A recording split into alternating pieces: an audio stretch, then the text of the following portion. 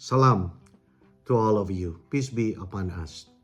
I'm doing this video message, or I would say a video report, because along the way, you're going to find out that this pertains to the business activities or official activities of Dr. Maria Carla Ochotorena, who is the president of the Western Mindanao State University, and her party or the delegates that came over to United States, specifically in California as well as in Las Vegas. But before anything else, before I'm going to tell you who are the delegates, aside from, of course, the head of the party, Dr. Carla Ochotorena, let me more or less give a brief introduction regarding myself so that it will lend more relevance, or you would say credence, as it pertains to their trip here to the United States. My name is Yusuf Ashraf Amaran Tugong, but I'm more popularly known as Joey Tugong. I am an alumnus of Western Mindanao State University, and I graduated way back in 1979. In fact, that was in high school. In fact, we were the first graduates of the Western Mindanao State University because, as you know, it was then Zamboanga State College, and as a result of PD 1427, which was signed on June 10, 1978 by then the late President Marcos, it was converted from State College into Western Mindanao State University.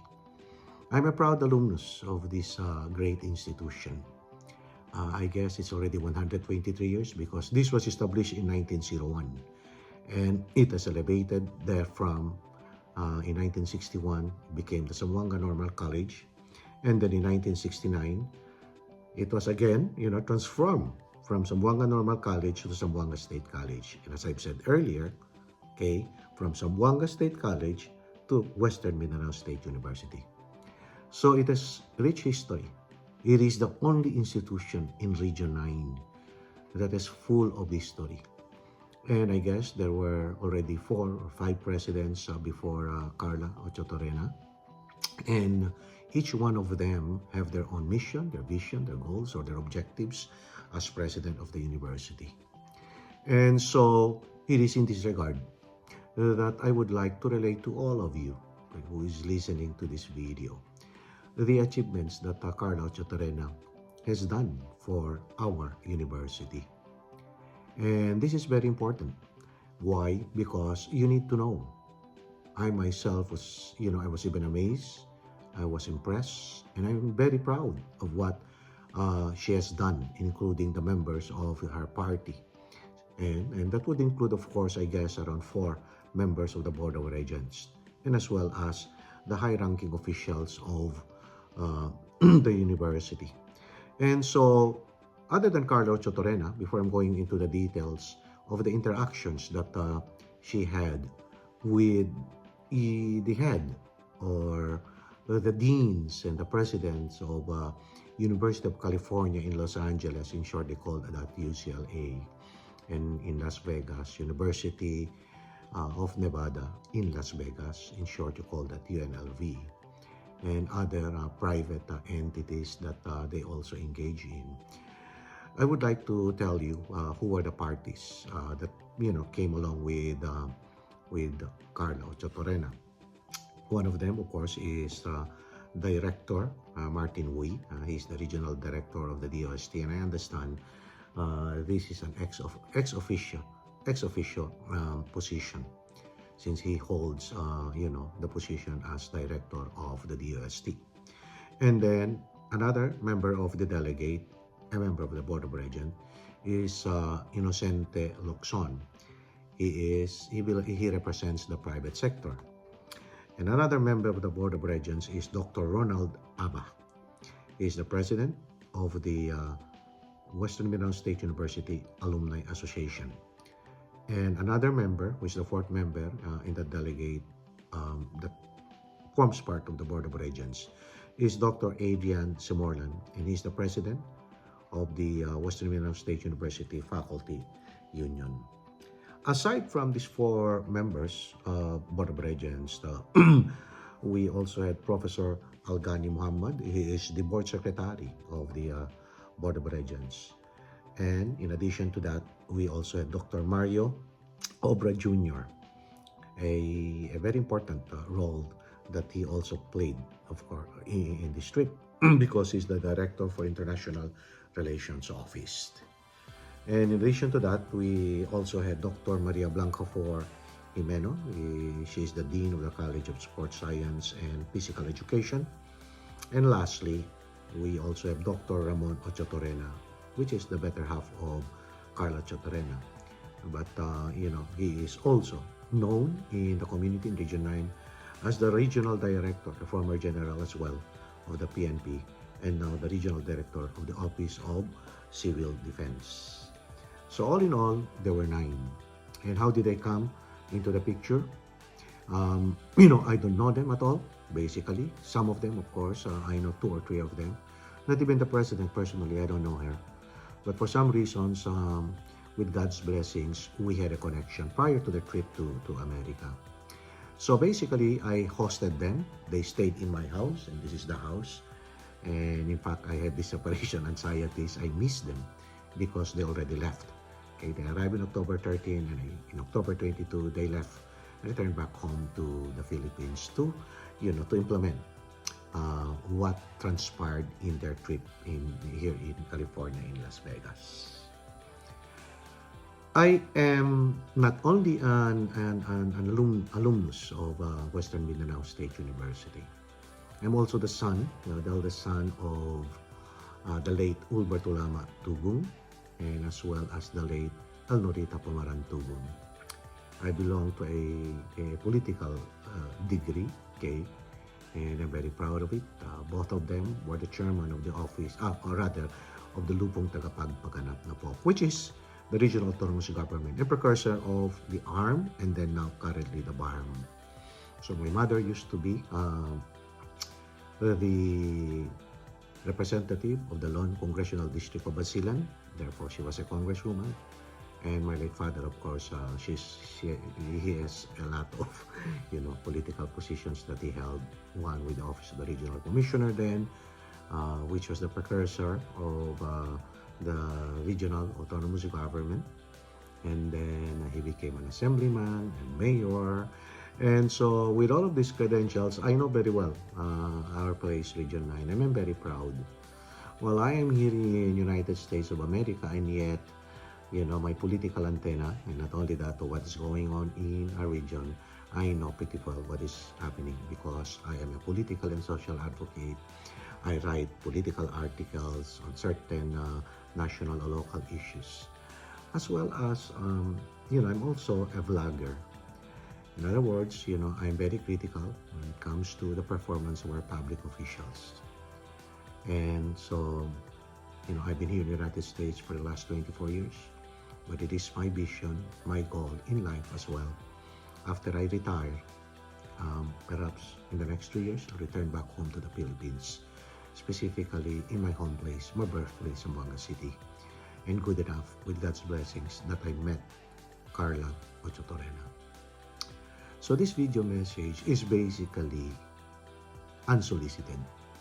I'm doing this is because I'm just so proud of what Carla Ochotorena has done for the institution. And not only that, including the members of her party. I have seen them up close and personal. I was part in all of the meetings. In fact, I'm glad, and it was a privilege also that in the course of the meetings, the different meetings that Carla had, which was already pre-arranged prior to their coming to the United States. I participate in the meetings. I'm one person that would not, keep my mouth shut. If there is something that I can contribute, I will do that. And so, the meetings that they had was substantial, it was productive, it was fruitful, they were welcome, or we were welcome, okay? And so we started off with a meeting with a former, okay? The first day that we had a meeting with a former alumnus also of Western Mindanao State University, that made it, well in United States. And he is based in California. His name is Jerry Asuncion. He is an RN, and I understand he was the first nurse who was trained in robotic nursing. And he's the Director of Education and Professional Development of St. John Health Center, which is part of the hospital, chain of hospital, huge hospital, Providence. And we met the Chief Nursing Officer as well as the staff. What was the purpose in that meeting? And the meeting was all about, Carla would like to come up with a memorandum of understanding or an MOU with them, looking at possible areas where there can be a joint venture, where there can be a joint research, where there could be possible exchange between that healthcare group and Western Mindanao State University. And so I was present. In fact, I even spoke. Okay, and it was a very productive, fruitful discussion, and they warmed with the feelers, the goals and objectives that was set by Carla Ochotorena. By the way, Carla is very eloquent. I am very proud of her. Okay, she was able to verbalize. She was able to craft a message spontaneously what Western Mindanao State University needs, okay, in order to elevate the institution to greater heights. And by the way, the purpose of their coming here, and this is my understanding, because as you know, we live in a world that is global in scale. We are not anymore provincial, we are not anymore myopic. Everything is done in a broader scale. So there is such thing as globalization, okay? There is such thing as international, okay? And so we want to reach out.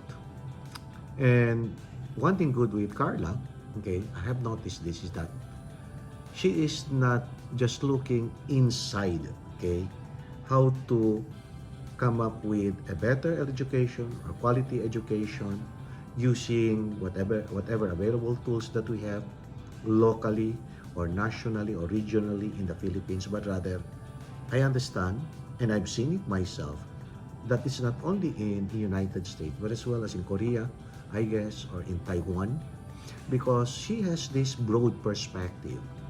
Because it is only when we hook up, when we join hands with huge institutions, with known institutions, that would help Western Mindanao State University also to go to a higher level.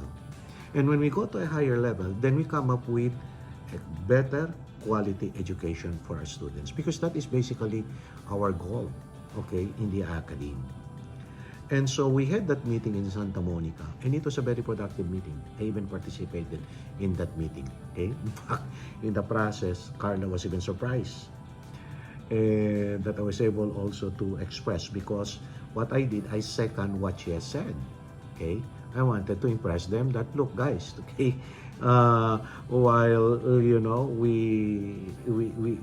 we are from the Philippines, because they were foreigners, well, we can also articulate, okay? And they were impressed. They were very happy, and they said, Carla and the group, of course, okay, we want to go to the Philippines. We want to take a look at the university. And Carla welcomed them. Said, just tell me anytime. I'm going to give you a tour of the university. We're going to show you, okay, the kind of education that we provide, and everything. And they responded well, and hopefully we can come up with, or Carla can come up with, an MOU in that regard. So in that process, Carla was surprised. And so in the next meetings that we had, she now introduced me not only as an alumnus of the university, but an official spokesman of the university, which basically, actually, while I'm flattered, I'm humbled, but it was actually an honor. And so after our meeting with St. John's Hospital, so of course we went to the best, the number one public school, university or institution in the United States, which is University of California in Los Angeles. In short, you call that UCLA. And when she said that, I said, oops, you know what? My daughters, I have a children, two of them are alumnus, okay, or an alumni of UCLA. Okay, my eldest daughter and my youngest daughter. Okay, my eldest daughter graduated nursing in UCLA. And then all my youngest daughter graduated, I would say, something to do with infection control diseases, something to do with microbiology. And so I was happy that Carla was able to, and the group was able to come up with meetings in that with UCLA academe. And so we met in UCLA with Dr. Stephen Acabado. He is a Filipino and he's the director for the Center for Southeast Asian Studies. And what was the purpose? Okay. And I found out that he's into archaeology. He is into anthropology. And so Carla would like to come up with an MOU with that department. And Dr. Acabado welcomed it, warm towards, the visions, the goals that was articulated by Carla. Okay? And because, we are rich in archaeology. And of course, in anthropology as well. Okay? And so we need that in Region 9. And that would help our students who is in that area at least would have better advanced knowledge when it comes to archaeology and anthropology. And it is my understanding also, and I was surprised that there is an exchange student, okay, currently in UCLA that works with Dr. Acabado. His name is Mark Francisco, and I was surprised. I said, what? Carla is already way ahead. Would you imagine that? She was able already to come up with a tie-up with that particular department with Mark, okay, who used to be, and it still is, one of the professors in Western Mindanao State University, and he's furthering his studies. And so I was so amazed. And not only that, okay, in UCLA, we also met Dr. Abel Valenzuela, who is the Dean of School of Social Sciences. Yes. And not only that, also the Dean of School of Nursing, Dr. Lin Zan. So three of them, UCLA. And what is so surprising, I myself, because this is something new to me, is that there were no other universities in our country, okay, except in the School of Nursing, FEU. No one, not one of the state university back home in the Philippines that has reached out, okay, to UCLA. And I really do not understand why. So I became so proud of Carla and the group that they went out of their way in order to uplift the quality of education in Western Mindanao State University. And I understand that Western Mindanao State University is one of the top 5 universities in our country. I'm sorry because I don't keep track of the standing of our universities in back home in the Philippines. I guess it's top 5. Will Western Mindanao State University become number 1? The answer is yes.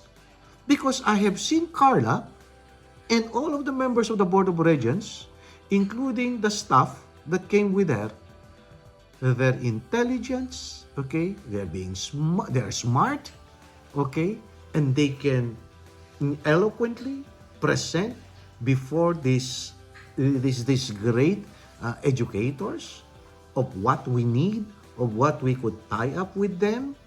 All of these exchanges, it could be personal, it could be via the Zoom, the link that we have nowadays. And I was so impressed with also with the one that held us with international relations, Dr. Mario Obra. He was able to articulate well. And so the group that we met with UCLA, we were automatically in sync with them because that is also their trust. Okay, they have huge funds. United States of America. And by the way, did I tell you guys that I'm here in United States? But of course, you can already read in between the lines because I hosted them here. I drove for them. I was the an official spokesman, and it was just great and so proud to be with them. Overjoyed even, so proud of all of them. And in fact, when I retire this 2027, and I understand Carla will still serve until 2028, I will actively participate in any of Carla's or the university's program anywhere around the world. I said, I am going to join them. And so Dr. Obra, other than Carl and the rest of the Board of Regents, he was able to articulate, using international standards. And they were surprised. They were amazed. We were using the language, their lingo. And so they were impressed. And so that's why Carla, in principle, was able to come up with an MOU with them. And that MOU will be hammered, will be signed, sealed, and delivered when this,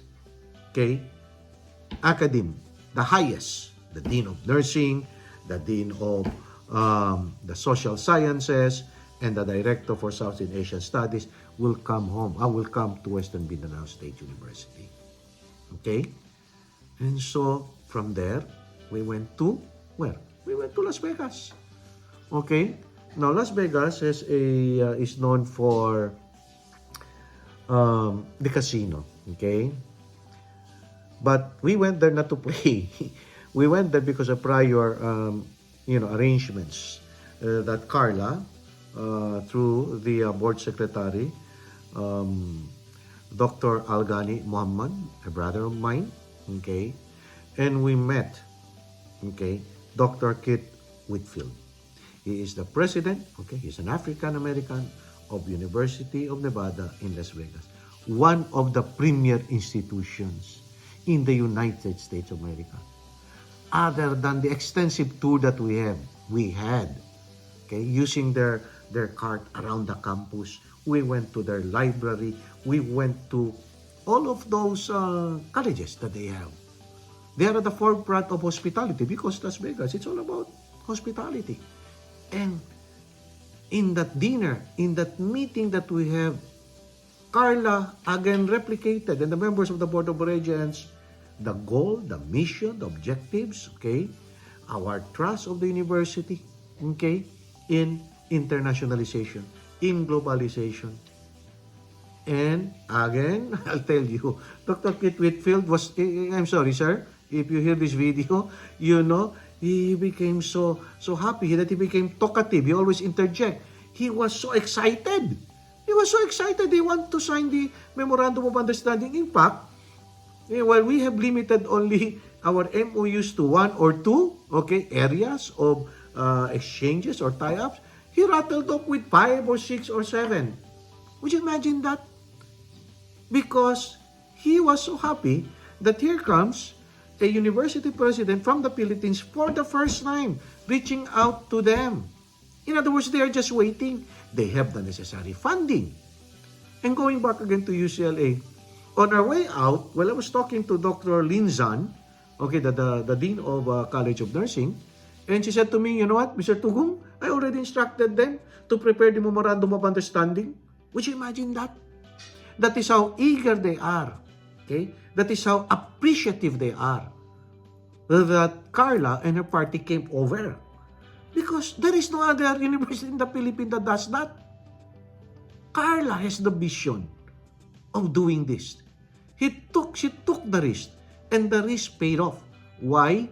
Because she is so confident, and the members of the Board of Regents, including the staff that came with them, they were prepared for this.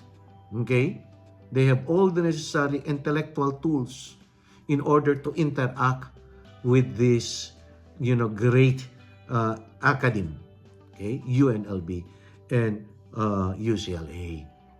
But again, I'm also part of that. I also interact because I would like to show to them that we are the best. Western Mindanao State University is the best. And Carla can elevate with the support of the members of the Board of Regents. Now, in addition to that, it's not only about the academe. Carla also reached out to the Alumni Association, of Western Mindanao State University. And so we had members of the, we have Alumni Association in Las Vegas, and that is headed by Manny Elumba, and he's going to grow because Carla gave him, and the head also of the Alumni Association, Dr. Ronald Aba, and including the rest of the members, and including me, okay, on how we can come up, okay, guiding them, and the portal that we have, the way that we're going to communicate, for them also to grow their membership, to reach out to, those who are alumni of Western Mindanao State University, because we can use, okay, our alumni, Carla has said, and I was there, I listened to it, okay? If we have all of these alumni around the world, okay, it becomes a potent force because they are also experts in certain fields, in a certain field of specialization, just like me. I specialize in risk management, in human resource. Okay, when I come home, I can share that. Okay, and so alumni around the world of Western Mindanao State University, Carla has this vision for them to organize, and she will welcome them every year to come home and give them the opportunity to speak on certain particular topics, okay, where they specialize, and which would doubly help, okay, the students to have a better understanding, to gain more knowledge on that particular field. So that is what we had in Las Vegas. Other than meeting with Kate Whitfield, we also met with the Alumni Association, and not only that, okay, we also met, okay, the Zamboanga Association, headed by Alice Alabar and June Saavedra. Okay, they tendered a party for us. We had a nice dinner, but again, it was substantive because all of us, okay, headed by Carla and the rest of the members of the Board of Regents, and including me, we again, related to them, the goal, the purpose, the reason why we or them are here in the United States of America, and what they can also contribute back home in Zamboanga City. Some of them are, alumni of Western Mindanao State University. Okay, because they were then with the lab school, with the normal school, with the state college. They're already 80s and 70s, and they were just so happy, extremely happy. Not only happy, but they were so proud. They were so proud. Okay, and all of these are, everything is in the social media or everything. You can see it. There is a video. Everything is properly documented. Okay, and so other than meeting we have there in Las Vegas, okay, we also met the Western Mindanao State University Alumni Association of Southern California, headed by Ludi Chong. The same thing again. And Carla and the group, they introduced themselves and told them, okay, imparted to them the trust of the university and the reason why she is here in the delegation. And they again warm up. They became proud, picture, and they also shared their knowledge, their thoughts, and they also shared, inputs on how to better the Alumni Association. And even some of them are coming home for the alumni homecoming and willing to talk on certain particular subject matter that they specialize in. Okay? So other than that, okay, I, myself, okay, I'm connected with Unified Care Services. I've been with the company for 24 years. We provide professional healthcare consultancy services. And we have 36 skilled nursing facilities then. Okay, then it went down to 21, to 16, and now 7. Don't be surprised, it's the result of a bankruptcy or the owner, Mr. David, who is the owner. He is a Filipino. It's because he has decided to retire. So I also toured them, okay, the members of the Board of Regents in one of our skilled nursing facility, okay, St. Andrew's Healthcare.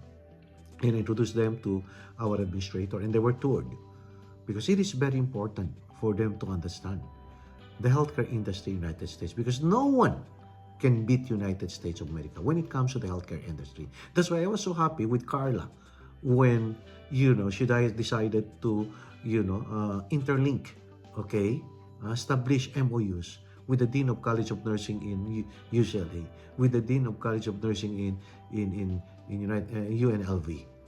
Because, as you know, nurses coming from the Philippines are number one. But Carla would like to level up, okay, that particular college we have in Zamboanga City in Western Mindanao. And so I brought them to our facility, skilled nursing facility. They were given a tour and they were happy. And the administrator, okay, Christian Villanos, was also very happy. And in fact, it was his first time. My friends, ladies and gentlemen, okay, I decided, okay, also to help Carla, Western Mindanao State University, and I'm also willing to sign an MOU with them where we can participate, okay, what we can contribute.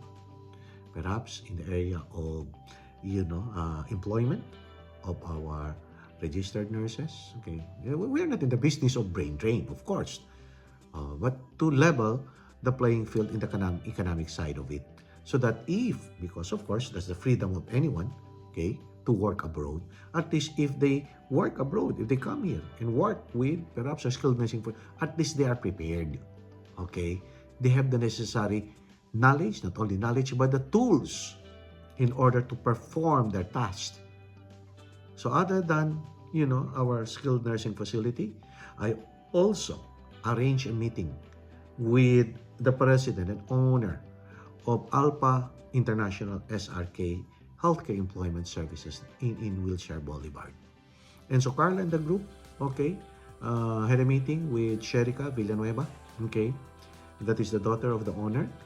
And again, Alpha International is just very happy, filled with joy, to sign a memorandum of understanding with Western Mindanao State University in order for them, okay, meaning Alpha SRK, to come to Zamboanga, okay, to study the market, okay, for nurses in order to work and migrate here in the United States of America. Okay, at least, Carla is coming and would like to have an edge because there are a lot of agencies, recruitment and placement agencies. But what Carla is looking is a credible, okay, agency, okay, who has the right credentials. And because this agency has been in the business for the last 36 or 37 years, and they've been providing us nurses for that long.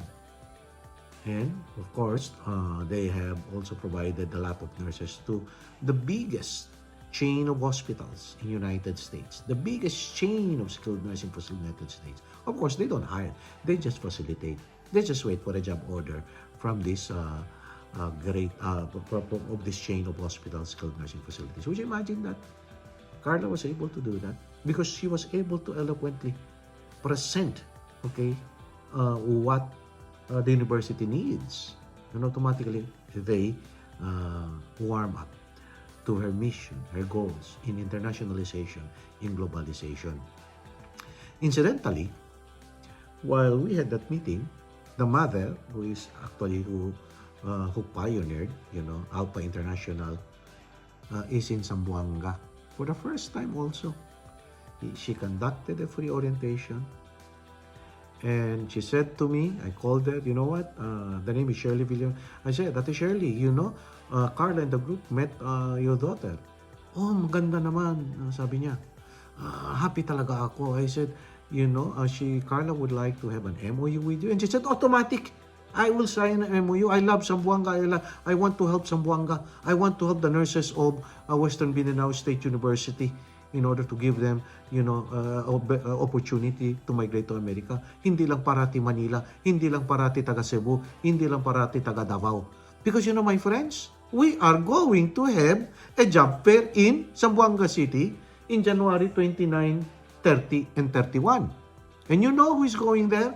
Direct from America, Prime Healthcare. Okay? One of the biggest chain of hospitals in the United States. I guess they have 57 hospitals. They will conduct a job fair. And you know what? They're going to sign an MOU with the university headed by Carla. Both Shirley Villanueva and as well as, whoever will represent Prime Healthcare, because they will be the one who is going to interview our graduates from Western Mindanao State University, our RNs, and those RNs who are NCLEX already. And on the spot, they're going to hire. So that is a recap of what we did. Did we also, on the side, went out on a tour? The answer is yes. I was the one who prepared their itinerary regarding their tour. Okay? Of course, all work, no play makes a dull day, right?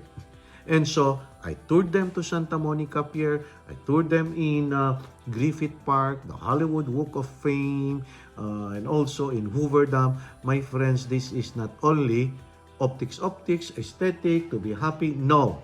Because in all of the tour, I explained to them, okay, what education they can get. When I drive, along the way, I tell them, look, people here, they don't complain because their taxes, they can see where their money goes. Okay? Everything here in United States, I said, you can learn, okay? Anything that you see, you can learn about environment. See? How environment is being preserved. How people are following the rules and regulations. And anything, okay, that we don't have in the Philippines, they were amazed. So in this tour, therefore, it was also educational. So the party of Carla, including Carla herself, and I'm pretty sure when they go home back to the Philippines, they are going to share that. Okay? So a tour helps us. A tour brings you knowledge. A tour. When I travel, okay, in other countries, I always tell my children, when we travel, we gain knowledge. We learn their culture, their customs, their traditions, and we can impart it to our friends or to our friends and relatives. So that tour that I prepared for them is basically for the delegates, okay, to have a good understanding of the culture, the tradition, the mores, and not only that, the modernization that we have here, the technology that we have here, so that when they get back home, they can share that with them and include that as part of, the curriculum. These MOUs that Carl is going to have is not simply a paper tiger. Okay? It is not a mere scrap of paper. This is not simply symbolical. Okay?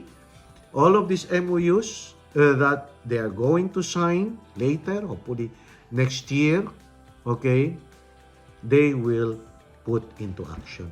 They will breathe fire into that MOU. And when that fire will be breathed, okay, we'll have that breath in that MOU, trust me, our institution, Western Mindanao State University, will be elevated higher and higher. And hopefully, under the helm of Carla Ochotorena, it will become the premier institution, not only in Region 9, but in the country. Okay? Because I have seen her. You know, my friends, I'm a critic. Okay? If you do bad, I'll tell you're bad. If you're corrupt, I'll tell you're corrupt. I don't fear. And so, seeing Carla herself, up close and personal, the members of the Board of Regents, I'm just very proud. And in fact, I will be on board when I come home for good. Okay? I will help her in any shape, form, or manner. In fact, I told Carla, if I can also have, and which she agreed, a memorandum of understanding, okay, with the Tugong Family Trust Foundation. Because, you know, during the time when my father died in 1986, okay, and so as a tribute to my late father, they came up with a library, a research library, I guess, for my late father, Bob Tugong, okay, and I would like to also help. I said, Carla, we will have an oratorical and debating contest, perhaps, you know, contest regarding arts, because my father is also known in the area of arts. And in my case, my friends, I volunteered, you know, and thank you, Carla, that I can be a visiting lecturer, okay, on certain specific topics. And I will share my knowledge. In fact, coming home this January, because the election is just, you know, around the bend, that will be May, Carla said, Joey, voters education, which is my forte because my background is in political science. I'm a graduate of law, okay, in Silliman University, and briefly I studied University of the Philippines, College of Law. And so these are my backgrounds. And here in the United States of America, I'm a certified workers' comp professional and a certified risk management specialist, University of California in Riverside. My CWCP is in University of Michigan. Then I managed 36 facilities with more than 6,000 employees. I headed it, okay? I do orientations and do compliance seminars and trainings on the relevant state and federal regulations. That is my my forte. And I want to give that back to Western Mindanao State University. And I guess in the alumni homecoming this December, I guess 14, Carla said, Joey, can you kindly, give a video, okay, message? I said, oh, of course, definitely. Okay, because I'm very proud of you, Carla, for your leadership. Okay, you were able to, inspire me. Yeah, all the while I thought it's a lost cause. Yeah, because Zamboanga is retrogressing. Yeah, it is, and this is my personal opinion. By the way, everything that I said here, okay, it is my own. Not one of the members of the Board of Regents, not even Carla, not even Al, not even Mario, or not even what is her name? Blanca Flor. Or even, they have nothing to do with this. Okay? And so I'm just glad that I'm very proud that I hosted them.